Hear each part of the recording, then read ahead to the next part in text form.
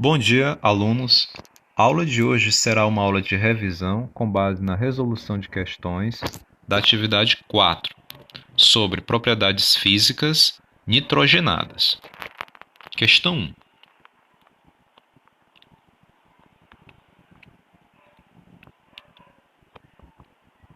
As aminas encontram-se no estado líquido quando apresentam em sua cadeia um total de átomos de carbono.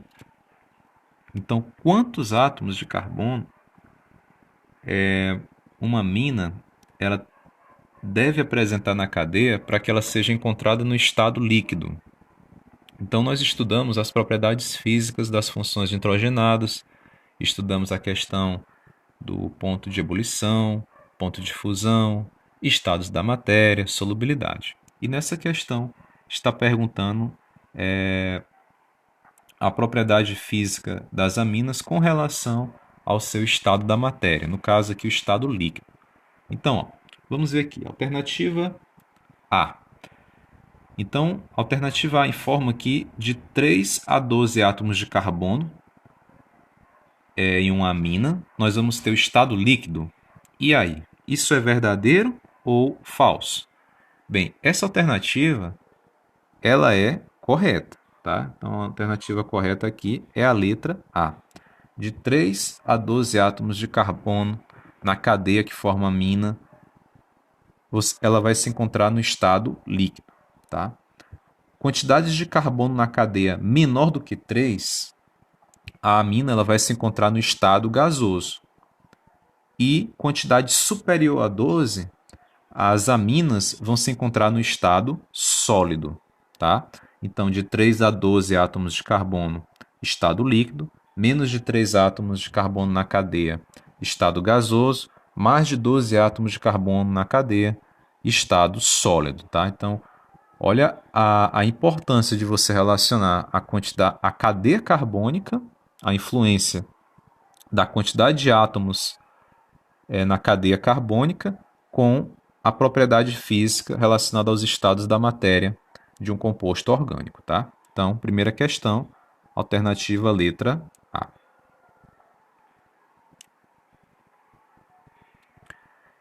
Segunda questão. As amidas, cuidado para não confundir, tá? Nós temos as aminas e as amidas. Então, essa questão é com relação às amidas, apresentam elevadas temperaturas de ebulição.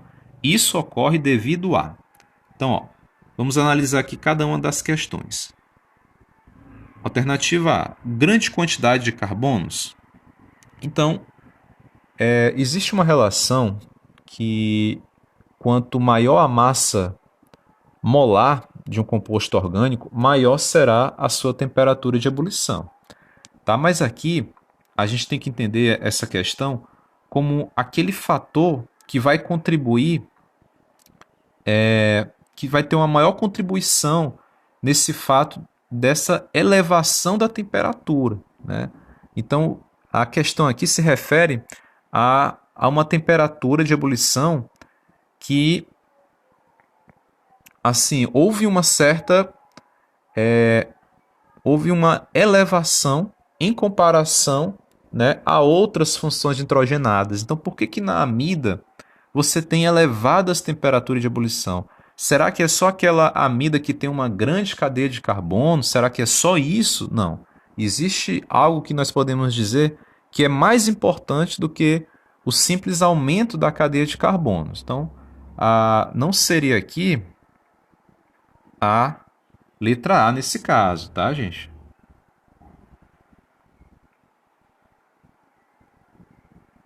Ok. Aqui não seria a letra A, tá? Então vamos cancelar aqui a letra A. Vamos aqui para a letra C. Ligação iônica. Bem, as amidas, elas não são... Você não tem aí a presença dos íons, né, no composto orgânico amida. Você tem aí uma molécula, tá? Você não tem ali a formação de um cátion, do ânion, não é uma ligação iônica, né? Então, a gente também anula aqui a letra C. Letra D, ligação metálica, é devido a isso que as amidas têm uma elevada temperatura? Não, né? A amida não é um composto metálico, né? É um composto orgânico, certo? Então, nós já cancelamos também a letra D. Letra E, grande quantidade de nitrogênio e carbono? Não está tão errado a letra E, tá? Mas digamos que isso não é o principal motivo, tá? Dessa elevada temperatura de ebulição. A quantidade de nitrogênio influencia? Carbono também? Sim. Né? Quanto maior a massa molecular, maior será a temperatura de ebulição. Então, quanto mais átomos de carbono, nitrogênio, oxigênio estiverem, maior será a temperatura de ebulição. Mas o fator aqui central, aquilo que digamos assim, aquela propriedade que de fato caracteriza essa elevação da temperatura de ebulição é o que está na alternativa B, tá, gente? Então, a alternativa B aqui é a alternativa que está correta, tá? Por quê? Esse digamos assim, é o fator principal de haver uma elevação da temperatura de ebulição de uma amida. Por quê? O que são essas ligações de hidrogênio? As ligações de hidrogênio correspondem a uma atração, tá? Então não é bem uma ligação, é uma atração que ocorre entre o par de elétrons livre de determinado átomo atraindo o hidrogênio de outra molécula. Então, você tem ali uma amida, essa amida ela tem elétrons livres no nitrogênio e tem elétrons livres no oxigênio. Lembrando que o grupo funcional que forma a amida é o nitrogênio se ligando à carbonila. Então você tem o nitrogênio se ligando ao carbono e esse carbono faz uma dupla com o oxigênio. Então nós temos a presença de elétrons livres tanto no nitrogênio quanto no oxigênio. E esse par de elétrons livres, ele vai o quê? Atrair o hidrogênio de outra amida. Daí que vem ligação de hidrogênio. Na verdade, é uma atração dos pares de elétrons livres de oxigênio, nitrogênio, flúor com o átomo de hidrogênio. Sabemos que o átomo de hidrogênio ele forma uma espécie de carga parcial positiva. Então ele está ligado a outros átomos, mas ele está sempre ali sofrendo uma atração, né? Se tiver ali um par de elétrons livres, ele vai ser atraído por esse par de elétrons livres. Lembrando, né? A questão a carga positiva é atraída por uma carga negativa, tá? Então, a resposta correta aí da segunda questão é a letra B. Ligações de hidrogênio. Terceira questão.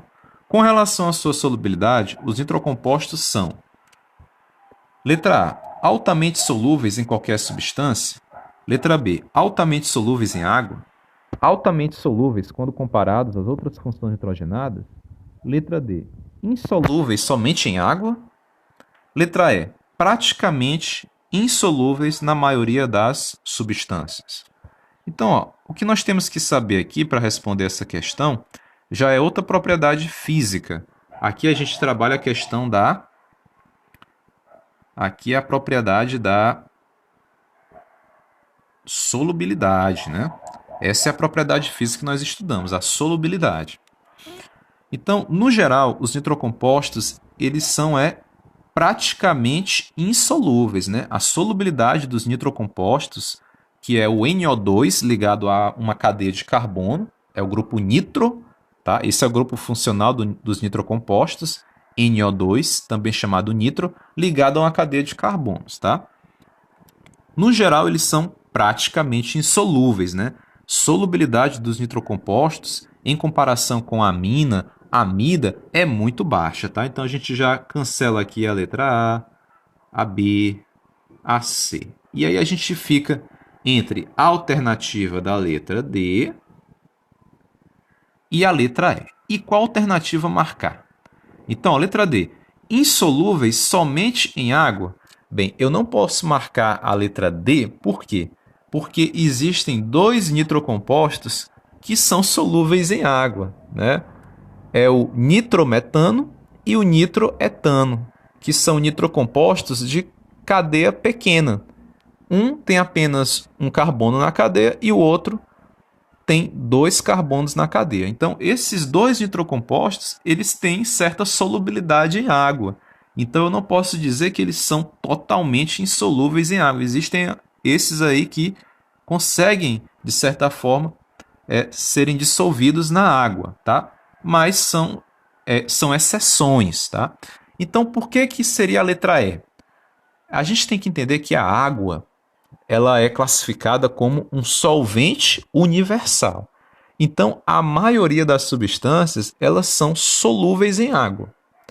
Como os nitrocompostos, apenas uma pequena quantidade deles, né, aqueles nitrocompostos de cadeia curta, conseguem ser dissolvidos na água, a gente pode afirmar que praticamente, né, os nitrocompostos eles são insolúveis na maioria das substâncias.